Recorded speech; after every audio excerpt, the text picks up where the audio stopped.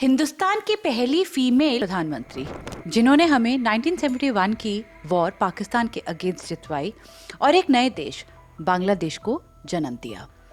उन्होंने democracy suspend की, opposition को कुचला और प्रेस के मुंह में ताले लगवा दिए। महलों में पैदा हुई एक प्रिविलेज परिवार को बिलोंग करती, जिन्होंने इतिहास अपने ही तरीके से लिखा। देश के सिखों से भिड़ गई, जिस कारण उन्होंने अपनी जान भी गंवाई। कितना कुछ है बताने के लिए इतने कम समय में about Indira Gandhi, who can be looked at as either the greatest leader of this country or the most ruthless dictator. How do you see her? You decide.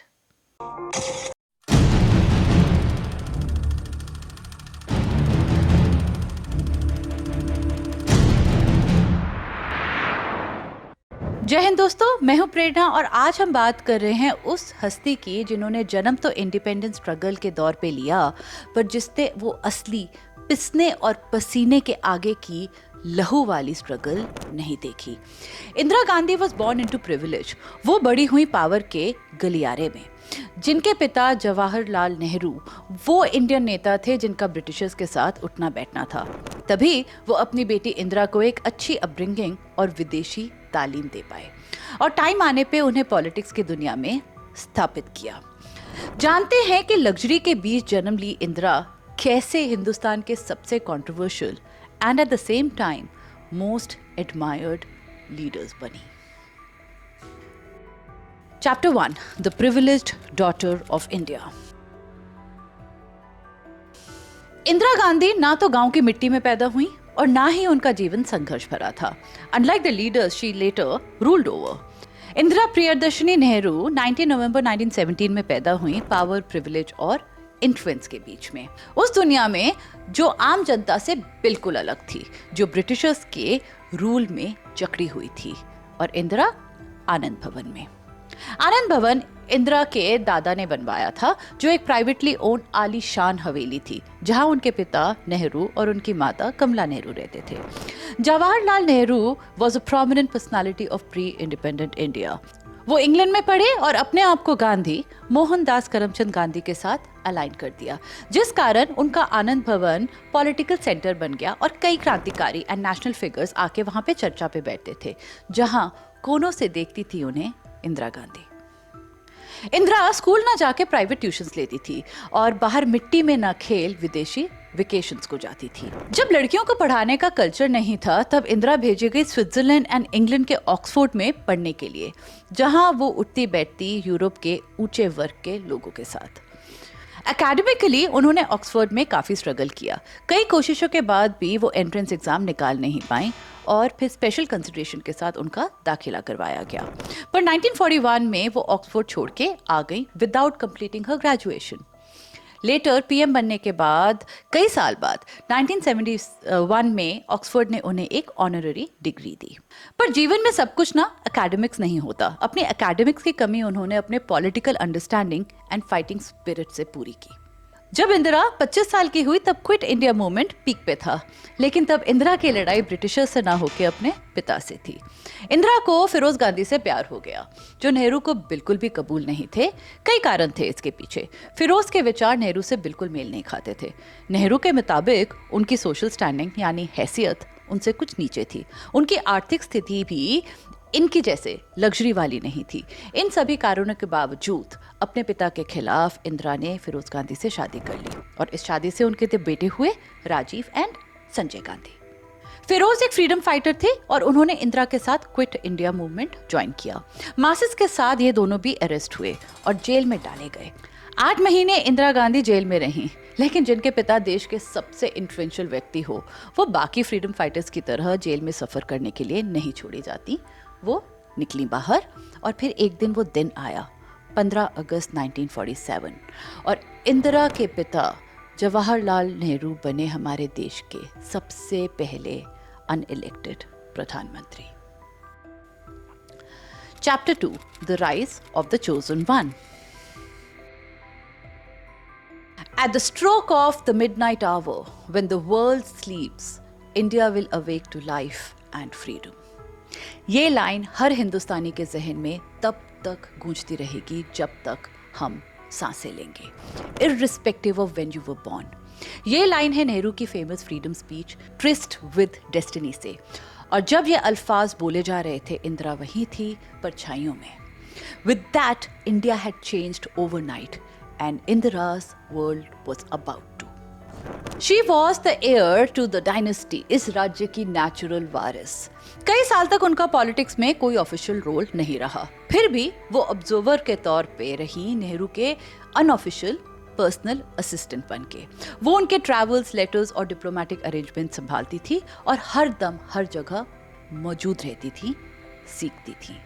लेकिन पॉलिटिक्स के बागडोर पकड़ते पकड़ते उनके हाथों से उनकी शादी की डोर छूटने लगी। जहां इंदिरा ने नेहरू के साथ अपनी पोजीशन कंफर्टेबल बना रखी थी, दूसरी ओर फिरोज ने भी अपना उनसे अलग एक पॉलिटिकल करियर बनाया, नेहरू लॉयलिस्ट की तरह नहीं, एक इंडिपेंडेंट वॉइस की तरह। और जब वो पार्लियामेंट में एमपी बने, उन्होंने कांग्रेस के कई करप्शन वाले मुद्दे उठाए। अब इंदिरा अपने पिता और पति के बीच में बंट चुकी थी और आखिरकार उन्होंने अपने पिता को चुना। 1950 में इंदिरा और फिरोज अलग हुए, अलग रहे, लेकिन कभी ऑफिशियली डिवोर्स नहीं लिया। इसके 10 साल बाद 47 की एज में फिरोज गांधी हार्ट अटैक से चल बसे और फिरोज के जाने के 6 साल बाद 1964 में जो हुआ उसने इंदिरा की जिंदगी हिला के रख दी। उनके पिता Nehru, the first prime minister of India, died. Nehru की मृत्यु के बाद लाल बहादुर शास्त्री को चुना गया as our next prime minister. उनकी पर्सनालिटी नेहरू से बिल्कुल अलग थी। He was humble and a man of people. इन्हें लोग रिस्पेक्ट तो बहुत करते थे, लेकिन इनसे डरते नहीं थे। उन्होंने इंदिरा को इंफॉर्मेशन एंड ब्रॉडकास्टिंग मिनिस्ट्री संभालने को दी। इन कांग्रेस वालों ने इंदिरा को सीरियसली नहीं लिया। ये गुट था पुराने कांग्रेस लीडर्स का, द सिंडिकेट। फिर 1966 में इंडियन पॉलिटिक्स का नसीब एक बारी और बदला, जब अचानक से without any warning Lal Bahadur Shastri की हार्ट अटैक से मृत्यु हो गई, जो हुई थी just after signing a peace treaty with Pakistan. उनकी डेथ बहुत ही मिस्टीरियस मानी गई क्योंकि उन्हें कोई हेल्थ इश्यूज नहीं थे, जिस कारण उनके पर्सनल डॉक्टर R.N. चुग को ये बहुत ही सस्पिशियस लगा और उनकी फैमिली के मुताबिक उनके बॉडी में ब्लू पैचेस दिखे, जिसके कारण उनकी वाइफ ललिता शास्त्री ने माना कि उन्हें पॉइजन किया गया है। उनका कोई पोस्टमार्टम नहीं हुआ और उनके 2 गवाह, उनके निजी हेल्प रामनाथ और doctor Chugh, both died under mysterious circumstances. I know, this sounds all too fishy, but today is not about Shastri. It's about Indira, जो शास्त्री की डेथ के बाद कांग्रेस द्वारा चुनी गई थी एज आर नेक्स्ट पीएम, और ऐसे बनी वो हमारे देश की पहली फीमेल एंड अपने पिता की तरह अनइलेक्टेड प्रधानमंत्री। अब आप सोचेंगे कि कांग्रेस ने इंदिरा को क्यों चुना? वेल, उन्हें लग रहा था कि वो एक कमजोर ओबीडियंट औरत होंगी जिन्हें वो एक कठपुतली की तरह कंट्रोल करेंगे। हाउ रॉन्ग वर दे? वो नहीं जानते थे कि 24 जनवरी 1966 को पीएम की शपथ लेने वाली सिर्फ नेहरू की बेटी नहीं थी, बल्कि हिंदुस्तान की नारी शक्ति थी। Chapter 3, puppet who became a leader। जो कांग्रेस की मेल डोमिनेटेड सिंडिकेट थी ओल्ड लीडर्स वाली, उन्हें बहुत जल्दी पता चल गया कि Indira was far from being their puppet. First indication उन्हें मिली जब उन्होंने उनकी मर्जी के बगैर 14 बैंक्स को नेशनलाइज कर दिया, जहां कंट्रोल प्राइवेट हाथों से गवर्नमेंट के अंडर लिया गया। She continued her work to strengthen the economy of the country and uplift rural India. Farmers और स्मॉल बिजनेसेस के लिए बैंकिंग सर्विसेज बढ़ाई, साथ ही पिछड़े दर्जों के लोगों के लिए लोन्स दिलवाए। उन्होंने प्रिवी पर्सेस भी अबॉलिश किए। ये थे पेमेंट्स जो राजघरानों, प्रिंसली स्टेट्स की फैमिली को जाते थे as part of an agreement during partition to be part of India. Country की economy and growth by any means उस वक्त उनका सोल पर्पस था। सिंडिकेट ने उन्हें पावर से हटाने की बहुत कोशिश की बट फेल्ड। इंदिरा के पीएम बनने के 3 साल बाद 1969 में पार्टी को 2 टुकड़ों में बांटा गया। इंदिरा की पार्टी का नाम था कांग्रेस आर, जो आगे जाके कांग्रेस आई बनी, और दूसरी थी कांग्रेस ओ। और 2 साल के बाद हिंदुस्तान ने वो वॉर देखी जिसने इंदिरा को एक देवी, गॉडेस बना दिया। हुआ ये कि ईस्ट पाकिस्तान, जो आज बांग्लादेश कहलाता है, उसने वेस्ट पाकिस्तान यानी पाकिस्तान के अगेंस्ट रिवोल्ट कर दिया। लाखों की संख्या में रिफ्यूजीज इंडिया आने लगे, जो आज तक आते हैं। पर उस दौर में संख्या इतनी थी कि हिंदुस्तान के इकोनॉमिक एंड ह्यूमैनिटेरियन इश्यूज बन गए। दुनिया चुपचाप ये तमाशा देख रही थी, लेकिन इंदिरा तैयारी कर रही थी। उन्हें भनक थी कि आगे क्या होने वाला है। 3 दिसंबर 1971 को पाकिस्तान ने हिंदुस्तान के एयरबेस पे अटैक किया और ऐसे शुरू हुई जंग। इंदिरा ने हमारी फौजें भेजी ईस्ट पाकिस्तान। हमारी तीनों फौजें, Indian army, navy and air force ने 3 फ्रंट अटैक किया और सिर्फ 13 दिनों में हमने पाकिस्तान को घुटनों में लाके रख दिया। मजबूर किया पाकिस्तान की आर्मी को ढाका में सरेंडर करने के लिए। सॉरी अगर मैं भावुक हो रही हूँ। ऐसा है जब भी मैं इस बारे में बात करती हूँ या लेफ्टिनेंट जनरल जगजीत सिंह की तस्वीर सामने आती है वो सरेंडर कराते हुए, मेरी आंखें भर आती हैं। नॉट जस्ट मी।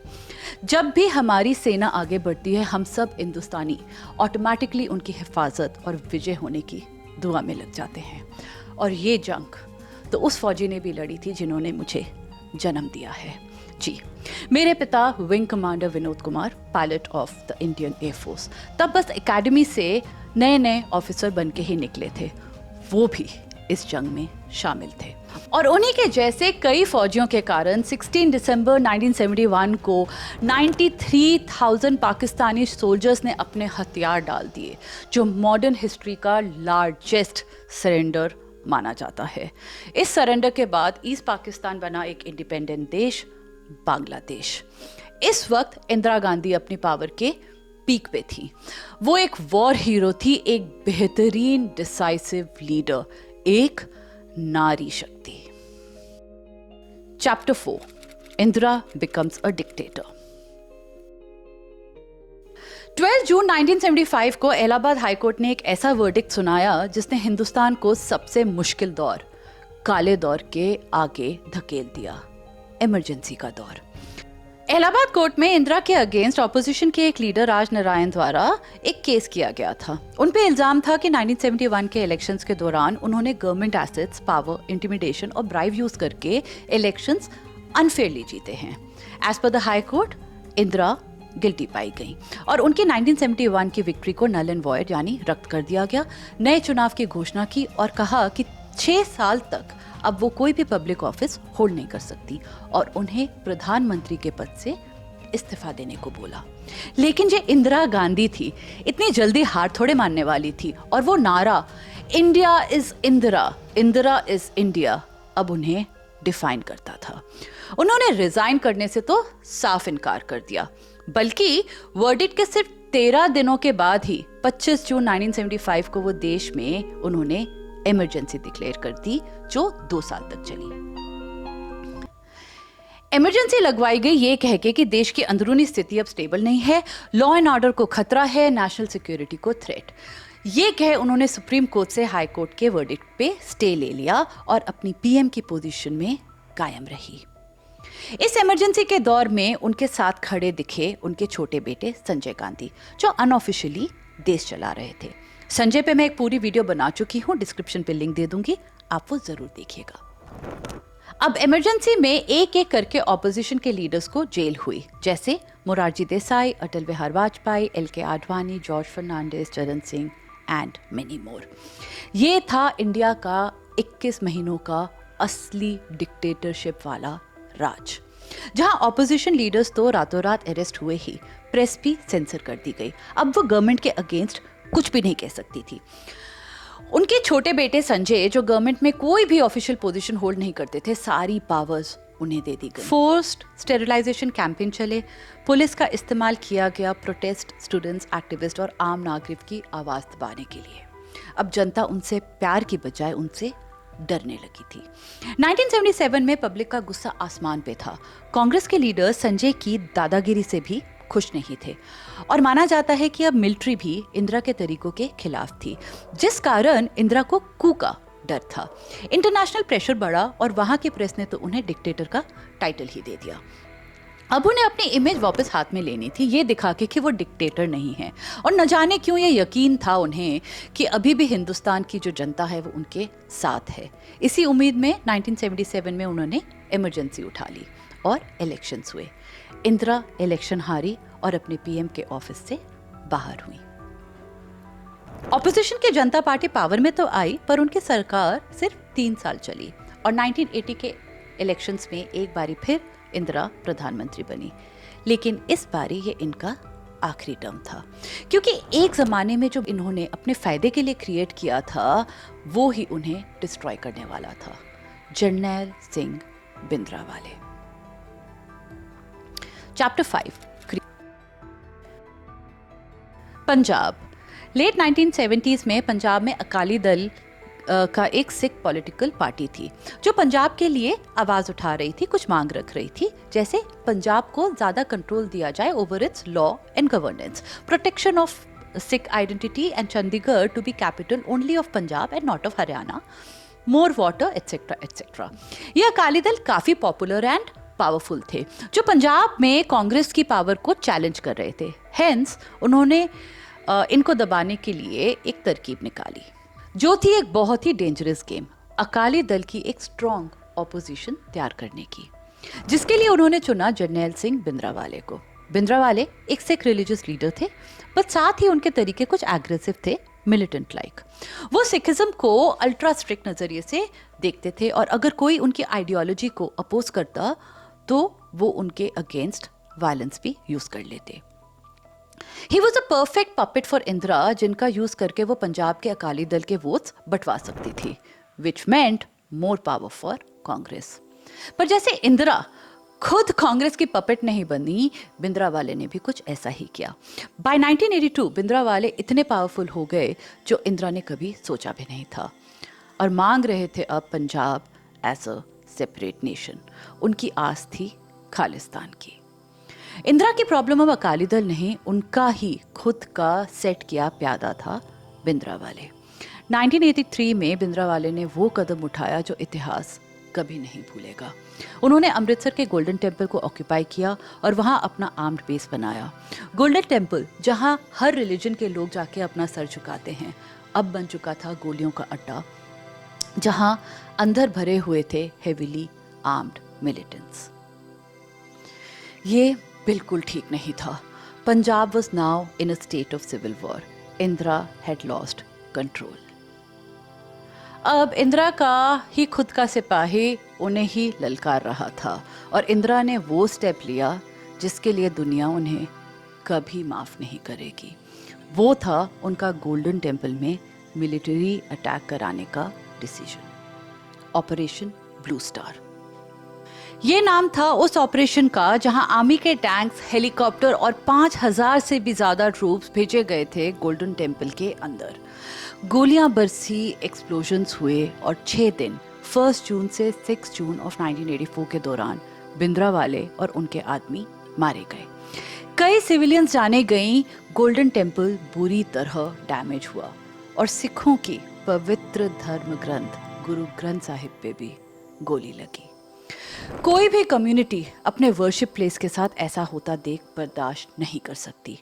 जहां आप अपने आप को अर्पण करते हो, अपने मालिक के साथ एक होते हो, वही जगह गोलियों और टैंक से आप डिस्ट्रॉय होते नहीं देख सकते। तो जाहिर सी बात है, सिख कम्युनिटी में गुस्से का उबाल आ गया। इंदिरा ने भिंद्रावाला को तो हरा दिया, लेकिन पूरी सिख कम्युनिटी से हमेशा के लिए हार गई। सिखों में ये गुस्सा देखकर इंदिरा की सिक्योरिटी ने उन्हें अपने सिख बॉडीगार्ड्स को हटाने के लिए कहा, पर उन्होंने मना कर दिया और ऐसे उन्होंने अपनी मौत को दावत दी। Chapter 6, the assassination and the aftermath. 31 अक्टूबर 1984 की सुबह 9:10 पे वो अपने गार्डन में गईं टीवी स्टूडियो की तरफ जाने के लिए, जहां उनका एक इंटरव्यू शेड्यूल था। वहां उन्हें उनके 2 सिख बॉडीगार्ड बेन सिंह और सतवंत सिंह ने रोका। एक छोटी सी साइलेंस के बाद गोलियों की आवाज आई, जो निकली थी बेन सिंह की रिवॉल्वर और सतवंत सिंह की मशीन गन से।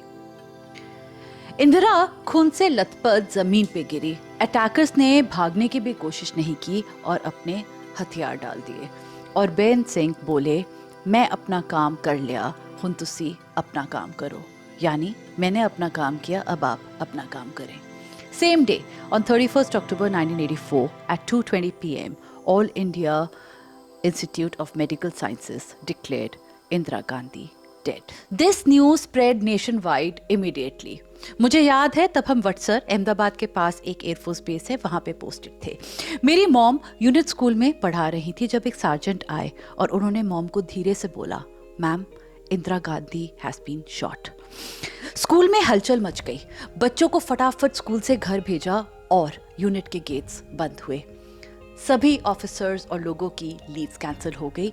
Nation was on high alert. मेरे डैड 1 महीने तक ऑफिस में ही रहे, घर आते ही नहीं थे. शायद आ जाते थे एक आधी बारी नहाने के लिए और फटाफट फिर से ऑफिस में. जितनी आग की तरह ये खबर फैली उतनी ही असली आग भी इसने लगाई थी. अब जनता सिखों की खून की प्यासी थी. उनके घर, बिजनेसेस और गुरुद्वारों पर अटैक हो रहा था. 3000 से भी ज्यादा सिखों को मारा गया. हजारों घर जले और औरतों के साथ ज्यादती हुई और पुलिस वो कुछ नहीं कर रही थी. कैसे करती? क्योंकि अगर हम रिपोर्ट की माने तो जिन्होंने ये इंस्टिगेट किया, जनता को भड़काया था, वो कांग्रेस ही थी. Jagdish Tytler, Sajjan Kumar and HKL भगत जैसे कांग्रेस लीडर्स का नाम इन सिख रायट्स में सामने आया. देश का माहौल बहुत खराब था. अपने ही देश में हमारे ही देशवासी सिख्स अब सेफ नहीं थे. मैंने अपनी आंखों से दिल्ली के जनकपुरी के B ब्लॉक में काले जले हुए घर देखे हैं. वो नजारा चाहे मैंने बचपन में देखा हो, पर मैं कभी नहीं भूल सकती. मेरे चाचा जो आर्मी के ऑफिसर थे, ट्रेन से जा रहे थे और सब्जी मंडी रेलवे स्टेशन में उनका सामना हुआ एक मॉब से, जो एक सिख परिवार की जान के पीछे पड़े हुए थे. चाचा जी ने वही किया जो कोई भी आर्मी ऑफिसर करता. He put his life on the line and saved that Sikh family. और इस ब्रेवरी के लिए मेरे चाचा जी कर्नल B.B. बसरा को शौर्य चक्र से भी सम्मानित किया गया. मुझे मालूम नहीं कि हिंदुस्तान का सबसे काला दौर कौन सा था. कभी मैं सोचती हूँ इमरजेंसी, कभी ऑपरेशन ब्लू स्टार और कभी एंटी सिख राइट्स. पता नहीं, लेकिन ये सारे के सारे थे अंधकार से भरे हुए. देखिए, हम मानते हैं कि इंदिरा गांधी एक बहुत ही स्ट्रॉन्ग एंड डिसाइसिव लीडर थी. Yes, she was powerful yet insecure, brilliant yet ruthless, visionary yet authoritarian. चाहे मैं उनके कई एक्शन से सहमत ना हूं, लेकिन कोई ये नहीं कह सकता कि वो एक दमदार लीडर नहीं थी. After all, she was a woman who ruled a male dominated country with an iron fist. वो हमेशा हिंदुस्तान की एक पहेली बन के रहेंगी और अब तक की the only female prime minister, the one that history will never stop debating about. आप भी डिबेट जारी रखिए. मैं साइन ऑफ करती हूँ और फिर मिलूंगी आपसे बहुत जल्दी एक और जर्नी के साथ. तब तक के लिए स्टे फोकस्ड, स्टे क्यूरियस.